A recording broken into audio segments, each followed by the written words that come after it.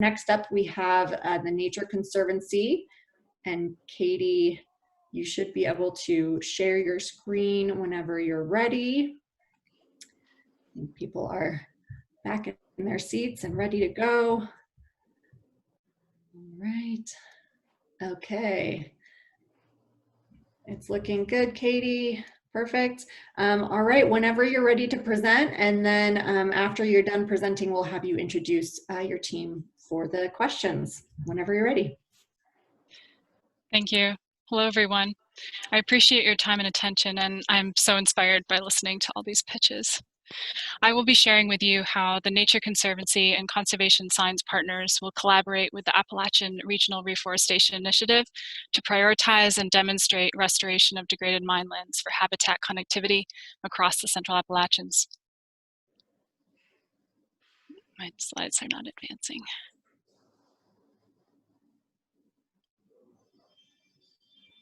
Okay. This is the face of the Appalachian Mountains near where I live in West Virginia. The Appalachians are some of the oldest mountains in the world, the birthplace of many rivers, and have been home to many peoples. As we all face the challenge of adapting to changes in climate, connectivity will be critical for wildlife, on land and through streams, and for the human communities nestled in these mountains, as well as for downstream cities. One significant challenge we face in the Central Apps is that while coal has been the foundation of our energy economy, this extractive industry has exploited the labor and natural assets of our communities, taking a toll on our ecosystems and the ecosystem services for people. Notably, terrestrial and aquatic connectivity have been impacted on multiple scales. Even common restoration practices have led to invasive scrublands that are barriers to connectivity.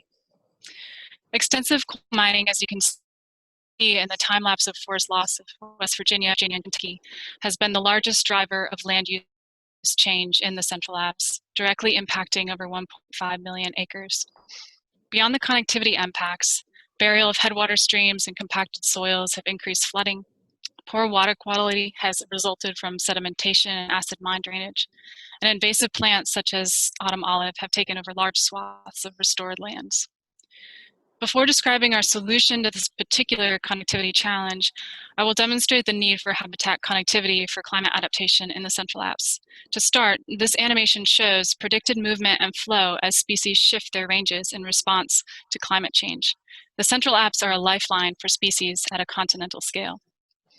And the Central Apps are one of the last great places for biodiversity globally. From freshwater mussels to pitcher plants and spruce bogs to this cool blue crayfish I found in the forest recently. We know that climate change will be accelerating fast along the spine of the Central Apps, and we need to give nature's biodiversity all the help we can. And it's not just nature that would benefit from restoring terrestrial and aquatic connectivity. The benefits to local communities mean cleaner water and reduced flooding as freshwater systems improve, more carbon sequestration, as trees grow, providing natural climate solutions, and support to local economies with jobs for thriving outdoor rec and conservation. Enabling conditions for funding restoration are in place. Each year, the Office of Surface Mining provides restoration funds. The Central Apps was granted $75 million in 2020. And there's a rising global interest from governments, foundations, and corporations to fund natural climate solutions. So faced with this challenge and the opportunity, the restoration community's question is, how do we decide where to target existing funds for degraded mineland restoration for the greatest returns for people and nature? Here's our solution. First, we'll create a strategy action map that is a stakeholder-driven and science-based to identify restoration sites that offer the greatest social returns on our investments that will enable the restoration community to channel resources to key opportunities. How will we do this? Using decision science methods, we will pair what we can know from connectivity modeling and spatial data on biodiversity with what stakeholders know from on-the-ground knowledge and value for their communities. Our initial regional analysis will identify and prioritize large focal areas with the highest connectivity value or potential for the region. Then, within a focal area, we'll prioritize mineland restoration projects using criteria such as connectivity, ecosystem services, and project feasibility. This process and framework can be a template for restoration planners in the region. I'll step through each of these three components of the action mapping process. First, the connectivity modeling. To identify focal areas, we'll use climate and connectivity maps developed by the Nature Conservancy and others. For the subset of these focal areas, we'll do a new higher resolution modeling using the Omniscape algorithm to incorporate information on habitat quality, landscape resistance to movement, and present and future climatic constraints. These analyses will answer the question most central to our project. Which mine sites, if restored, would improve connectivity the most?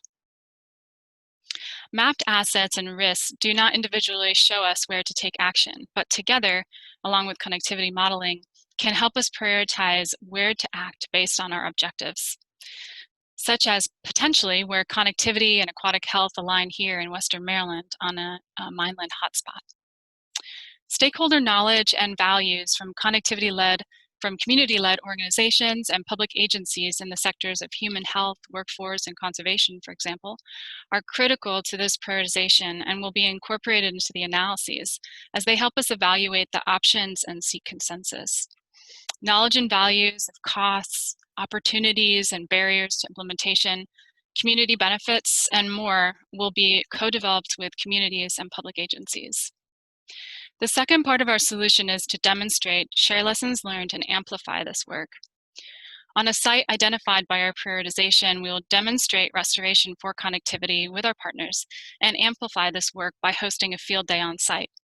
TNC and the Central Apps has long partnered with local communities for mineland restoration, and we're excited to take this next step together, leveraging our additional funds for restoration.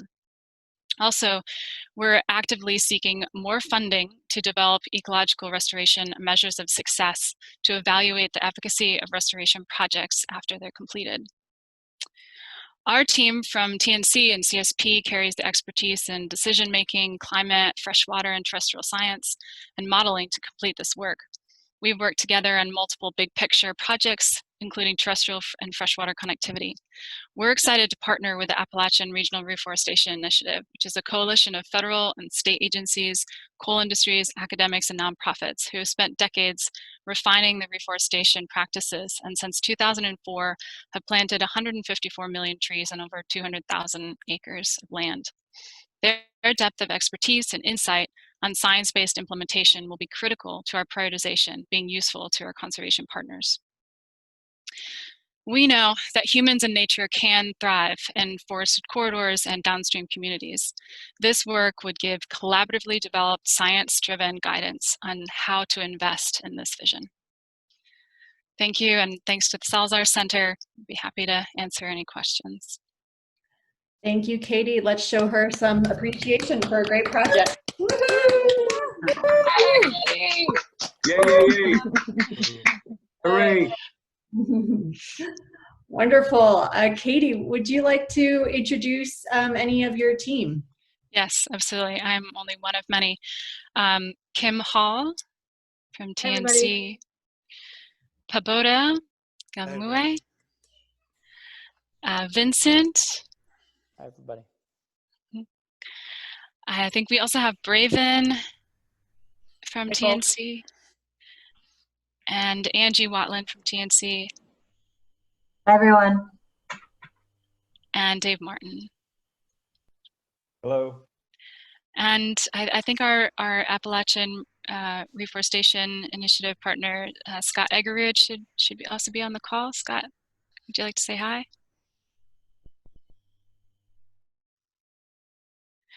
We'll be happy to take any questions. All right, wonderful. With that, from our judges, what questions do we have for this team? One. Francisco here. I think you mentioned that you have, from the mining industry, some funding for restoration, right? And so actually it's a good, I think a good problem to have, have the funding and, to decide how to use the funding. So it's actually a good problem to have. So my question is based on your relationship with the mining industry. Are you considering future mining activities and impacted areas as part of your modeling? Yes, absolutely. And this is why it's so critical that we're partnering with ARI, the Appalachian Regional Reforestation Initiative, because they have those critical relationships broadly across the Central Apps with the mining industry, and have been working with them and making progress on changing practices. And so with us all partnering together, we can work towards continuing to improve those practices and putting restoration in places where it needs to happen. Angie or anyone else who has long experience working with the mining industry, would you like to respond as well? This is Braven. Just one little addition is it's essentially the regulatory agencies that control the purse strings on much of this restoration money. So it's an excise tax on mining as it comes in, and then the state or federal agencies apply that. So what we're building relationships with, and actually already have some strong relationships, are with the state mining agencies in the pertinent states and the Office of Surface Mining, and hopefully influencing how they then make their prioritization down the road.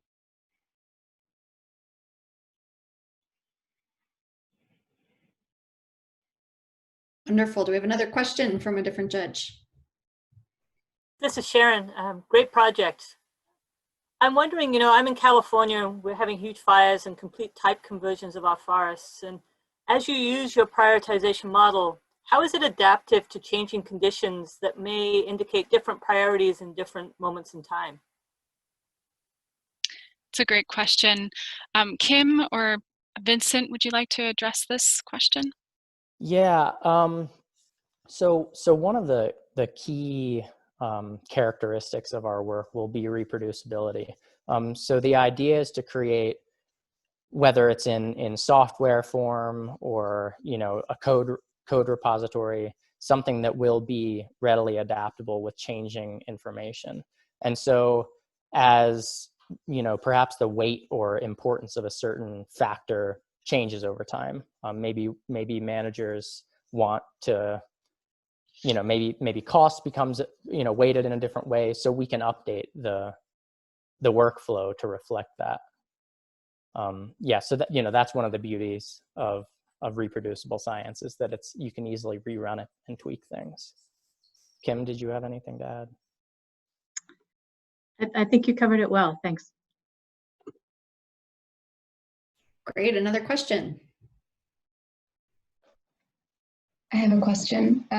So this is a great project, and going through your application materials, one of the key pieces is the demonstration project that you're concluding with. And I'm curious to know what your goals are for that project and what you're hoping the outcomes will be to demonstrate the usability and usefulness of your tool.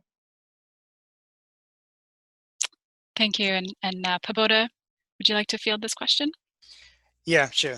So we are already having discussions with our stakeholders to identify communities that are being affected with adverse effects of mine lands and degraded mine lands, and then identify priority areas. So we already have started the conversation. So that's why we identified some areas in Western Mainland. But during the prioritization process, we need to identify high priority areas that can have a big size impact at landscape scale. And with the money that we would get, I think we will initiate a project, but we'll be also using that as a match to attract more funding or to demonstrate or apply restoration at large scale. Katie, do you want to add that piece into this?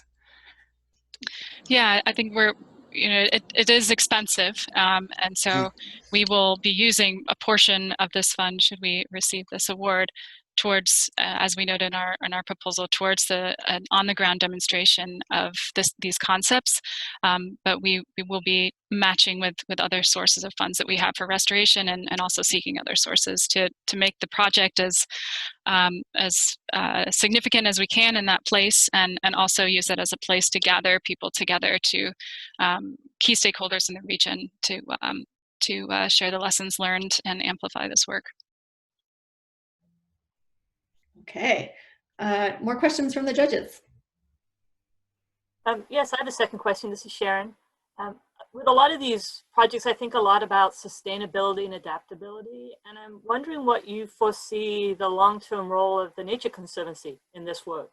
I mean, in essence, you're creating this model. It's going to be adaptive. It's inspiring restoration. So I'm just curious if you've thought 5 years forward, what your role might be or continue to be.